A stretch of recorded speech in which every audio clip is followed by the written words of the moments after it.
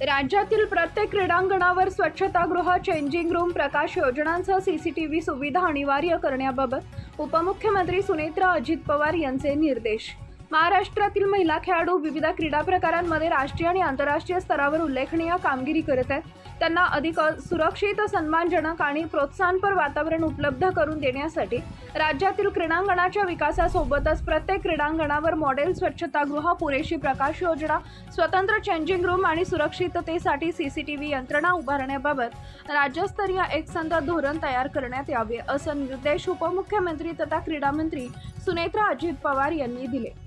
सन 2026च्या अर्थसंकल्पीय अधिवेशनात राज्यातील क्रीडांगणावर महिला खेळाडूंसाठी स्वच्छतागृहांची सुविधा उपलब्ध करून देण्याबाबत विचारण्यात आलेल्या तारांकित प्रश्नावरील आश्वासनाच्या अनुषंगानं सह्याद्री अतिथीगृह इथं उपमुख्यमंत्री सुनेत्रा अजित पवार यांच्या अध्यक्षतेखाली बैठकीचं आयोजन करण्यात आले होते. यावेळी नगरविकास राज्यमंत्री माधुरी मिसाळ, आमदार दिलीप नार्वेकर, आमदार चित्रा वाघ, सामान्य प्रशासन विभागाच्या अप्पर मुख्य सचिव व्ही राधा, क्रीडा विभागाचे प्रधान सचिव रणजित सिंह देवल, उपमुख्यमंत्र्यांचे सचिव डॉक्टर राजेश देशमुख, कोकण विभागीय आयुक्त रुबल अग्रवाल, दूरदृश्य प्रणालीद्वारे क्रीडा व युवक सेवा विभागाचे आयुक्त दीपक सिंगला, बृहन्मुंबई महानगरपालिकेचे अतिरिक्त आयुक्त अविनाश ढाकणे यांच्यासह विविध विभागांचे वरिष्ठ अधिकारी उपस्थित होते.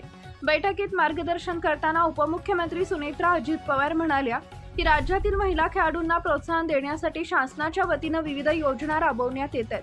महिलांना सुरक्षित आणि सक्षम वातावरण मिळावं यासाठी आवश्यक त्या सुविधा व तरतुदी करण्यात येत आहेत.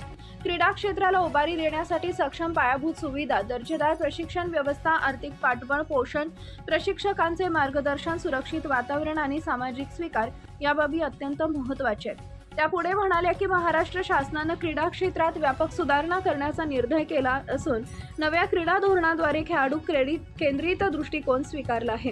ग्रामीण भागापासून आंतरराष्ट्रीय स्तरापर्यंत खेळाडूंना संधी उपलब्ध करून देण्यासाठी विविध उपक्रम राबवण्यात येत आहेत.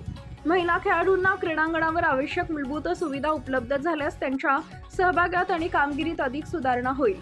राज्यातील सर्व क्रीडांगणावर महिला खेळाडूंसाठी आवश्यक सुविधा निर्माण करण्यासाठी एकसूत्रता राखत संबंधित सर्व विभागांनी परस्पर समन्वयानं काम करावे, तसेच याबाबत कृती आराखडा तयार करून त्याची प्रभावी अंमलबजावणी करावी, असे निर्देशही उपमुख्यमंत्री सुनेत्रा अजित पवार यांनी यावेळी दिले. बैठकीत राज्यातील क्रीडांगणावरील महिला खेळाडूंच्यासाठी मूलभूत सुविधांची सद्यस्थिती, आवश्यक सुधारणा आणि भविष्यातील नियोजन याबाबत सविस्तर चर्चा करण्यात आली.